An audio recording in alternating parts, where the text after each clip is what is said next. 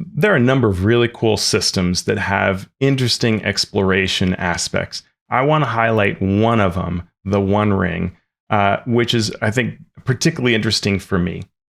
Depending on what you're interested in, you may find procedural approaches that are more interesting. But I particularly like the One Ring.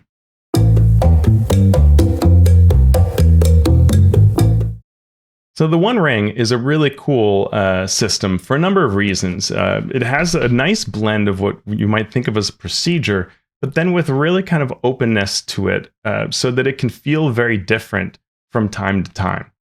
And with the journey system, what we're going to do here is that when we are going to do a long trek, we're going to look at our map. The players are going to chart a course. They're usually going to have some rough idea of where they're trying to go from A to B. And they're going to plot out kind of, here's the approach we want to take, right? We want to cut through this land, go through this mountain pass, get to this place. Plans can change over time, just like in the movies, but they're going to start with that approach. And what you're going to do is you're going to choose a couple of different roles: guide, hunter, lookout, and scout. The guide is going to begin by making a check that's very important to see how far basically you can travel. So based on that, you'll roll the check, and you'll see on what's called a marching test how your travel roll went for the guide. And we get a little example of a sheet you can actually fill out as you're traveling. And kind of as you go through these hexes, how many hexes you're going to traverse before an event happens. And we'll fill out our events as they come up, so we have a nice record, and we can even have a little journal describing what we do. But when you go through your journey step, so your guide makes that check, which is a fun way to spotlight someone for that. And then what they find, so that kind of determines how long it'll be before you find something. What you find will then be based on an alternating roll depending on a roll. So the DM makes a roll, which determines whether it's a hunter or a lookout or a scout, and there can be multiple characters in those roles. Who is involved? And then that individual will make the check. So and you'll narrate accordingly. So if it was due to hunting, maybe you're following a stag when the following scene happens, right? And these kind of will be, you'll see that there is some crossover here in 2024, in that the types of encounters that you find, the events themselves, can be of different types. So they can be things like ill choices, which is often a sort of obstacle that you will find. And here you can get points of what's called shadow, sort of ill fate that's happening to you because you failed to overcome it. You'll also get points of fatigue as you go, and fatigue will impact you later in play, and you're going to almost always get some fatigue in a journey. If you think of the movies and how people are worn down by travel, this is that concept, that you will end your travel with some fatigue in you. You will also, based on the other types of events you can have, is a mishap, a shortcut, a chance meeting, which is usually beneficial. And something particularly great, right? Like seeing elves travel on their way to magical lands, right? This emboldens you, restores you. But in general, that's a really good roll that's unexpected. Just like terrible misfortune is the worst one that can happen, and you actually are going to suffer a wound as a result of this. And what will happen is, based on the story that you're picking, you are then going to, or that has been determined, right? The type of event. You're going to come up with a framework and a story that you describe, the narration part of it. You're going to resolve what happens, and the one person in that role, or one or more people who are in that role, will play a pivotal role in deciding whether they succeed. And it can be a quite long scene, right? A chance encounter could be like you meet another ranger, and what is the back and forth that happens as you share information? Do you handle that scene well? Maybe you do. And now you gain a benefit because you did like some information or supplies that are exchanged, something like that, before the person departs. So it's a nice, it can be short but meaningful scenes that come from the result of this system. And then at the end of these various events, which again, how many of them are going to be based on how your guide is doing as you travel, and your guide can shift over time. Some number of days are passing, and you arrive at your destination with more or less fatigue, depending on how well you did. I think this is an extremely fun system. I really like it. I've only used it a little bit, though. but for the amount that of time I've spent with it, I've really enjoyed what this journey system can be like, and how it has a nice mix of process and sort of interesting events. And if you enjoy the concepts of this and you want something that's a little easier to grasp straight into 5th edition, you can look at the same people that were involved behind the Italian game company that made the original version of One Ring, also put together this Uncharted Journeys book, which has a 5e version of the One Ring travel system. Now, they took the few pages in the One Ring and they made it a giant book. And the way they did that is they have a little more of a formal system for the roles that you choose. I actually don't love the 5e integration of that. I find it's a little too sort of repetitive gamist as to the roles you check. How the roles play out. Things like, give one person an advantage on a future check. I don't love the color behind it and the storytelling of it. But what I do really like is that for these things like a chance encounter, or the different event types that are in the One Ring, we not only get those, but we also get entire tables by terrain of possible encounters for each, right? So for deserts, all of the options for weather and flora and fauna and points of interest, and if it is a chance encounter in a jungle, what can that involve? And so we get tables of 10 different ideas of encounters for every single type of encounter type for every terrain type. So that's why this almost the entire book is just kind of like very short encounter ideas for each of these areas. And those can be really useful if you like this kind of idea prompts. Those can be really useful. Though you can just as easily make your own. And to go back to where we started, with 2024 5th edition, what you can do with the idea behind the One Ring is you can say, okay, I am planning these journeys, right? I am going to plan out my narration of these stages of the journey, and I can borrow a little more from One Ring of thinking about how to highlight an individual character and the role they play in that section of the adventure, in that stage of the journey. Thinking through how to highlight a role, give them some important thing in the scene to come, and whatever it's a challenge, if it's something hidden, right? Bring that out and play off of that, and have some effects that impact the rest of the travel. That can be a fun way to wrap everything together. So guess what? I was able to get a copy of the version on D&D Beyond of the One Ring rules, but for 5th edition. So the One Ring exists as its own role-playing game. It's really awesome. And then there's a 5th edition version. And so we can actually, one of the things you can do is you can use those journey rules as they have seen fit to turn them into a 5e version of what's in One Ring. And it gives you some quick insights. I'm not going to go through every little bit, but I want to make sure that's aware. That's an option. You can pick up the book. You can pick it up digitally on D&D Beyond, whatever you prefer. I'm a big fan of physical books, but I'm going to show you the D&D Beyond version because I have access to it. So the journey rules, just as I showed you off of that PDF and I held up that beautiful book, you have the rules here with that same great art around the journey system, but here tailored to a 5e environment. I wouldn't run this 100% this way in my game, but it's great inspiration and has a lot of those really nice things that I like from the One Ring system. It's assuming that you are doing a Lord of the Rings role-playing game experience. So even if you're using the 5 rules, that is what they're considering, that you're moving around. And so this map is what's used for travel, and it has perilous areas, and there's a player version and all that. So again, the concept is that you are traveling from a known place that you're starting to another location that you seek to reach, and you have a rough idea, like I'm trying to reach, the Misty Mountains, or I'm trying to find Elrond and his people, that kind of thing. You know where you're going to more or less. So you're choosing the route on the player map, and then the DM is using, or the GM is using their map with more details on it, and seeing exactly how many hexes are going on, maybe even saying which exact way do you want to travel. And in your journey sheet, you will figure out kind of where you're trying to go. So as before, you have roles. These are the same as what I talked about before. The guide is particularly important because you're going to see whether kind of how many encounters show up, basically how many events. So you are going to set the journey path. You're going to make pathfinding checks, and then you can end the journey. Setting the journey path, as I just said, you'll choose which way you're going. And then as you can see on the sheet, so you have like that map of where you expect to be going.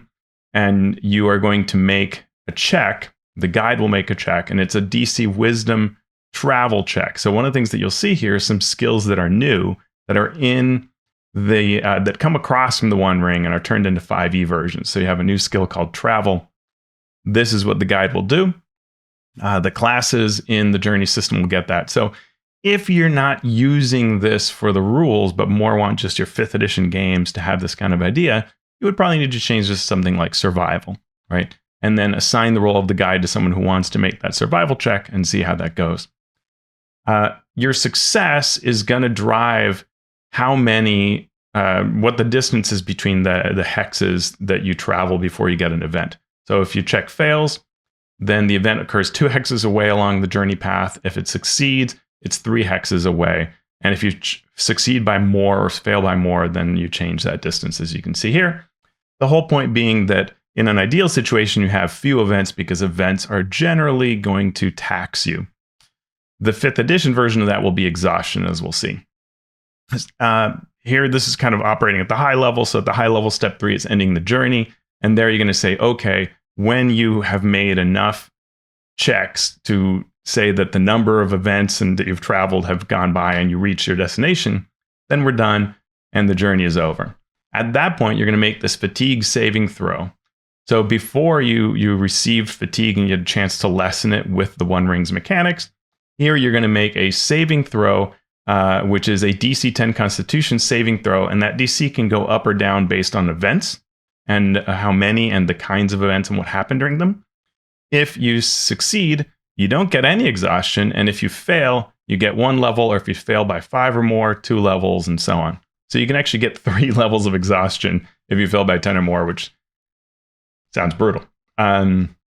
I don't know that, again, perfectly works for 5th edition, but it gives you some guidance as to a way that you could come up with your own system using this. When you ride a mount for at least half, you get a bonus to your half of the length of the journey. You'll get a bonus to your fatigue saving throws equal to your mount's constitution modifier, which is kind of interesting. So that could make your save much, much easier to make. The journey length says we're going to use these rules that are in this journey system instead of the travel pace rules that we talked about that you see in 5th edition. And there's some things here to account for mounts and so on. You can force march. You're going to use wisdom perception to spot things. If there's like something hidden or something like that you've added, you can move with stealth, but you move at half speed. And there's some perilous areas that have particular rules to make things more dangerous. And that's just kind of general cool thing. You can always say, this spot is really dangerous. And so things happen when we get here, right? You stop immediately when you enter it. Before you leave it, you must face a number of events equal to the peril rating of the area. This is something you could improvise on the fly. It's a neat idea, right? Enter a super dangerous spot like the Hag Swamp. Things are going to happen there because that's part of the story and part of the danger of being in such a place. Once everything has resolved in those perilous areas, you then continue traveling as normal. So that's cool. They have experience awards. So if you like tracking XP rather than just saying, okay, you did awesome things, now level, they have ideas here for XP. They're not based on the level of the party at all. So, as you get higher in level, these will not be particularly useful. But it again, something you can use as a reference. And then they talk about the events. So the way that events happen, this is very similar to the One Ring system when I shared that using the PDF. You select who is going to make the check. You're going to determine what event came up and then play it out. So you roll a die, and if you get a scout or a lookout or a hunter, that's the role that is involved in this. And you kind of create a little narrative around who is important. And they will make a check. And here, it can be wisdom perception, but it can also be the explorer hunting new skills. Again, you'd have to change that up to something that you like based on if you're not using the One Ring skills. Just use a check that you like. What I like about this, right, is this idea that when something comes up, when there is an event, something that you're going to find, you're involving one of the characters in the party, you're making a check to see how they handle it. I would then want also additional things that are actual choices, right? Like real, not just make me a check, but tell me what you do about this, right? You see a stranger coming on the distance. Yeah, maybe give me a perception check so I can give you more information. And now what do you do? And let's see it play out. There's some border versus darkland adjustments to your rolls and other things like that. The roll that you make here is not like what I just described with a simple perception check. The idea is you make your roll check, whether you're a scout or whatever it is, and you will see what event happens. And sort of there are worse and better options that the party would want. So if you do very poorly, you can have the event terrible misfortune. Your fatigue saving throw increases by +3. If the check fails, you must make a dexterity saving throw. And if you fail that, you're reduced to 0 hit points. So you could emerge from this journey with a lot of, with no hit points at all, right? You just reach the end and collapse. So that's serious. Despair, the fatigue saving throw is increased by 2. And if the check fails for the fatigue saving throw, actually, I think they mean this check. If the check that you made for this check fails, then everyone gets 2 shadow points, or 1d3 shadow points, which are part of the rules in that. So that's also bad, and so on. And so, but you can get to the part where you're rolling well. So your fatigue saving throw will increase by 1, because the idea is you're still getting fatigue, but reduce the length of the journey by 1 day to a minimum of 1 day. And here, if the check succeeds, the DC does not increase, so you don't increase it by +1. And the lore master improvises an encounter that favors the company. The last one is everybody just gets inspiration. There's no, the fatigue saving throw does not increase no matter what. So these are some interesting ideas. I think you could make your own version of this table, and it could be pretty fun. The journey events themselves have those types we talked about, like despair and ill choices. As I said before, you could use the 5th edition supplement, the Uncharted Journeys, that was made by Cubicle 7. And that can be a fun way to like get ideas for these types of encounters, right? And even based on terrain, that's where I think the value of the supplement kind of comes out. And that might be what I would do. You know, if you ask me, all right, Tails, these are a lot of kind of fun ideas. What would you go with? Well, I would probably take something like this system, modify a bit, and then either make series of my own encounters beforehand that I'm going to use based on the roles in these table, or something like a product like this that has fun ideas for what you can encounter, and I would tailor those to the situation. So I pre-plan my random encounters. That doesn't mean I don't improvise things on the fly, but I would have the shell of an idea set in the type of environment that's there. So I might create a table that says, okay, a mishap is, it's a jungle, so we are on a rope bridge that's spanning between this big gorge, and it starts unraveling as you're on it, right? And what do you do with that? How do you fix it? Do you suffer damage? Are you able to repair it in time as it's about to crash down? Something like that. And I would be able to improvise off of that. And maybe if you do very poorly, well, maybe birds come swoop in and attack, right? And if you do very well, maybe this counts as a shortcut, playing off of things like that. A little more loose off of it. But that type of encounter would drive the play and make things interesting for me and for the players, and involve somebody, right? So if it's the scout that is scouting out this dangerous wooden bridge that crosses over the jungle, they would get to a hand in that and shaping what they determine about the bridge and how it plans out. So that's probably the way I would track this, or I would use this kind of a system for exploring in a journey-like system. That system can be combined with things, a different way they would approach the creation of the map itself and the overlaying of the hexes. And there's a lot of latitude in what to do. I don't love a single procedure. The way I see some folks say, just use this procedure always for outdoor exploration. That's not how I would approach it. I would do that when I want to, right? So when there is a campaign where uncovering every hex is really important. You're going to a distant land that has asked you to come out, and or maybe you've got a forward observation point that somebody set up a while back and it's falling apart, and you are charted with heading out to them and bringing supplies to them, but also mapping everything between you and them. That's where uncovering these hexes, charting all of that, learning what's there would be a big part of the play, and discovering those hexes would be more important. And just this journey system would not be enough, because the point is uncovering hexes. But if it's a normal trip from location A to B, something like this journey system then makes a lot of sense to me, because it has a stronger narrative to it. There is a reason you want to make it through with low use of resources, unscathed, and so on, because you'll face dangers at your destination or shortly thereafter, and so on. So this kind of journey approach, that's where it would really shine for me. So I hope this has been useful to you, that you enjoyed this video with a deep look into exploration in the 24 DMG, but also how we can bring other systems into this system pretty easily to make it even more interesting.